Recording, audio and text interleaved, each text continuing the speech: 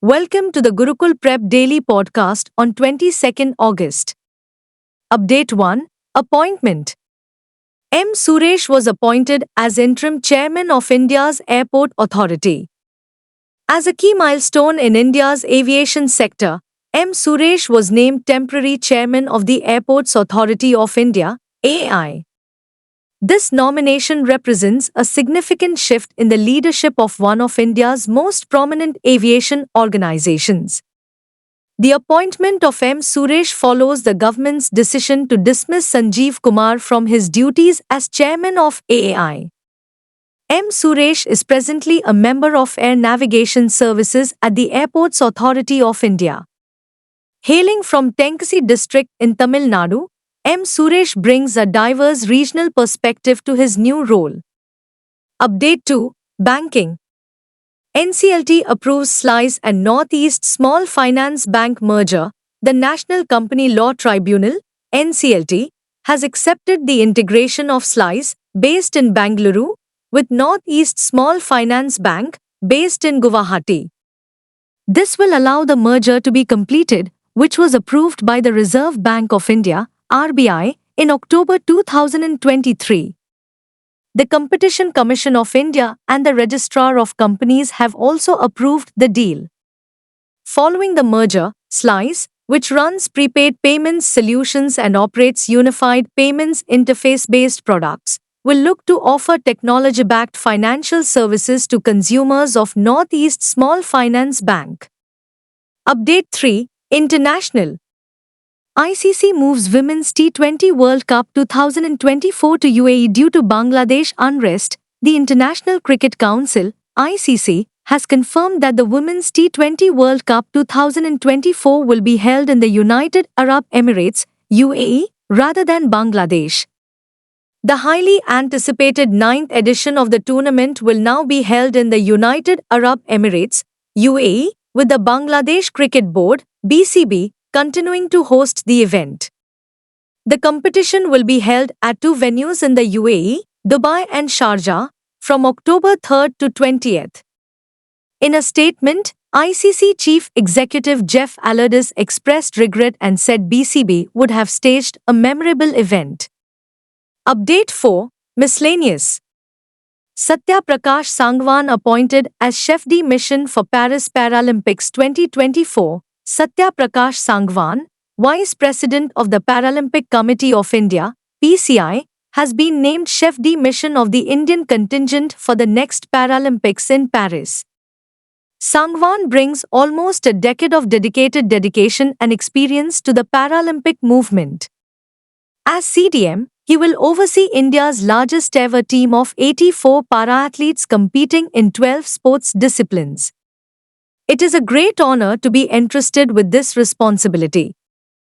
I am committed to ensuring that our athletes have everything they need to succeed and make India proud at the Paralympics, said Sangwan. Update 5. National. JGU to establish India's first Constitution Museum for 75th Anniversary of Constitution, OP. Jindal Global University, JGU, plans to open India's first Constitution Museum on the 75th anniversary of the adoption of the Indian Constitution.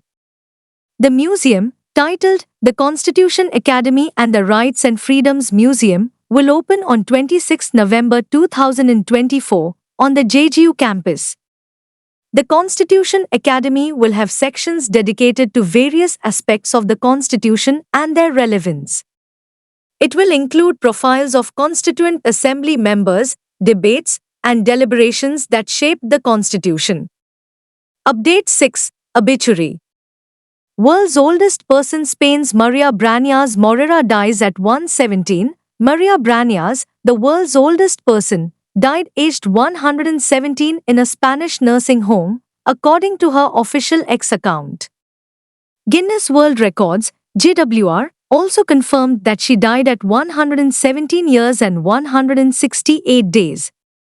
Brañas, who lived through the 1918 flu pandemic, world wars, and Spain's civil war, got COVID-19 in 2020, shortly after her 113th birthday. Despite being confined to her room at the nursing home, she made a full recovery.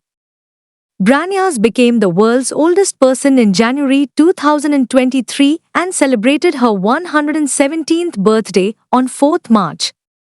Update 7. Rank and Report. RBI Governor Shaktikanta Das ranked top central banker for second year. Shaktikanta Das, Governor of the Reserve Bank of India, RBI, has achieved an A+ rating in the Global Finance Central Banker Report Cards for the second year running.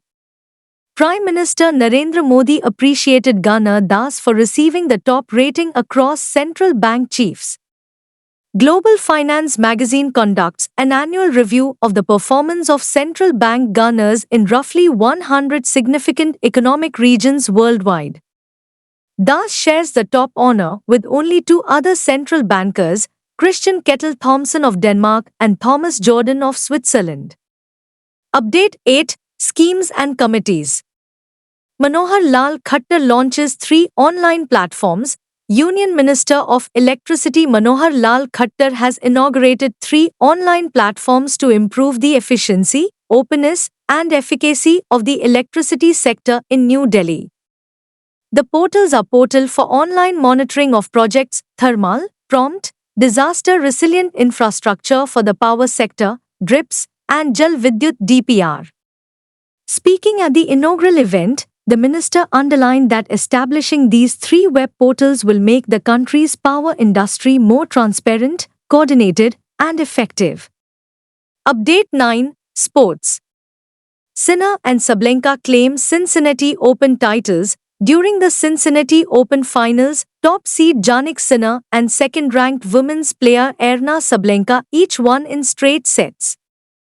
This is the first time either player has won the championship at the renowned competition. Sabalenka defeated Jessica Pegula 6-3, 7-5 in the women's final, winning her first championship since winning the Australian Open in January.